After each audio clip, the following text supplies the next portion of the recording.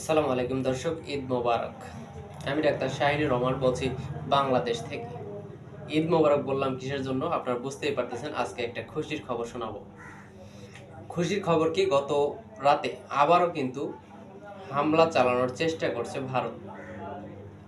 এবার ড্রোন হামলা দিয়ে চেষ্টা করছে ভারত, পাকিস্তানের উপর হামলা করার চেষ্টা করছে। ইতিমধ্যে খবর আসছে 12টি ড্রোন গুলি করে ভূপাতিত করলো পাকিস্তানের সামরিক বাহিনী। তো খবর হচ্ছে 12টি ভারতীয় ড্রোন গুলি করে ভূপাতিত করার কথা জানিয়েছেন পাকিস্তানের সেনাবাহিনী। এই ঘটনায় এক বেসামরিক ব্যক্তি নিহত হয়েছেন, এছাড়া আহত হয়েছেন 4 জন পাকিস্তানি সেনা সদস্য। পাকিস্তানের সেনাবাহিনীর বরাত দিয়ে বৃহস্পতিবার 8 মে এই তথ্য জানিয়েছে সংবাদ মাধ্যম আল জাজিরা। পাকিস্তান সেনাবাহিনী জানিয়েছে এক রাতে অন্তত 12টি ভারতীয় ড্রোন তাদের আকাশসীমায় প্রবেশ করেছে এবং সেগুলোকে তারা একাধিক স্থানে গুলি করে নামাতে সক্ষম হয়েছে। এই ঘটনায় এক বেসামরিক ব্যক্তি নিহত হয়েছেন এবং 4 পাক সেনা আহত হয়েছেন। পাকিস্তানের সামরিক বাহিনী মিডিয়া উইং আন্তঃবাহিনী জনসংযোগ পরিদপ্তরের মহাপরিচালক লেফটেন্যান্ট জেনারেল আহমেদ শরীফ চৌধুরী বলেন, গত রাতে ভারত ফের আগ্রাসী মনোভাব দেখিয়েছে, একাধিক জায়গায় ড্রোন পাঠিয়ে হামলার চেষ্টা করছে। তিনি আরও জানান, এর মধ্যে একটি ড্রোন লাহোরের কাছে একটি সামরিক স্থাপনায় আঘাত হানে। তবে তিনি জোর দিয়ে বলেন, পাকিস্তান সেনাবাহিনী যথাযথ পাল্টা ব্যবস্থা নিয়েছে এবং এখনও অভিযান অব্যাহত রয়েছে। পৃথক প্রতিবেদনে পাকিস্তানের সংবাদ মাধ্যম দ্য ডন জানিয়েছে, ভারতে গত রাতে পাকিস্তানের বিরুদ্ধে আরেকটি স্পষ্ট সামরিক আগ্রাসন চালিয়েছে। পাকিস্তানের সামরিক মুখপাত্র লেফটেন্যান্ট জেনারেল আহমেদ শরীফ চৌধুরী বলেছেন, এ সময় তারা একাধিক স্থানে হারব ড্রোন পাঠিয়েছে। তিনি আরও বলেন, পাকিস্তানের সশস্ত্র বাহিনী ব্যাপক সতর্ক রয়েছে এবং এখন পর্যন্ত বিভিন্ন স্থানে 12টি হারব ড্রোন তারা ধ্বংস করেছে।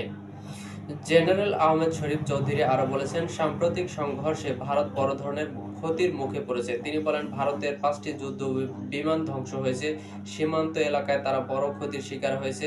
এসবের পরও ভারত যেন সম্পূর্ণভাবে দিশেহারা হয়ে পড়েছে। তিনি আরও বলেন, যেখানে স্বাভাবিক বুদ্ধিবৃত্তিক পথে আসা উচিত ছিল সেখানে তারা উল্টো উত্তেজনা আরও বাড়াচ্ছে, যা তাদের অহংকারযুক্ত মনোভাবেরই প্রকাশ। আইএসপিআর এর এই প্রধান বলেন, আন্তর্জাতিক সম্প্রদায়ের কাছে স্পষ্ট হয়ে যাচ্ছে যে ভারত কতটা উস্কানিমূলক আচরণ করছে। এমন এক সময়ে এই সামরিক আগ্রাসন চালানো হচ্ছে যখন পুরো অঞ্চলটি অত্যন্ত স্পর্শকাতর অবস্থায় রয়েছে। এর ফলে শুধু এই অঞ্চলেরই নয়, পুরো বিশ্বের নিরাপত্তা হুমকির মুখে পড়তে পারে। তিনি জানান, পাকিস্তানের সশস্ত্র বাহিনী সম্পূর্ণ প্রস্তুত অবস্থায় রয়েছে এবং যেকোনো হুমকির মোকাবেলায় সতর্ক রয়েছে। ভূপাতিত ড্রোনগুলোর ধ্বংসাবশেষ বিভিন্ন স্থান থেকে সংগ্রহ করা হয়েছে বলে জানিয়েছেন তিনি। এদিকে এই ঘটনায় দক্ষিণ এশিয়ার পারমাণবিক অস্ত্রধারী 2 প্রতিবেশীর মধ্যে উত্তেজনা আরও বেড়েছে বলে মনে করা হচ্ছে। এছাড়া ড্রোন যুদ্ধের মাধ্যমে সীমান্ত এলাকায় নজরদারি ও হামলার ঝুঁকি অনেক গুণ বেড়েছে বলেও মনে করা হচ্ছে। তো বুঝতেই পারতেছেন, এই হলো আজকের খবর।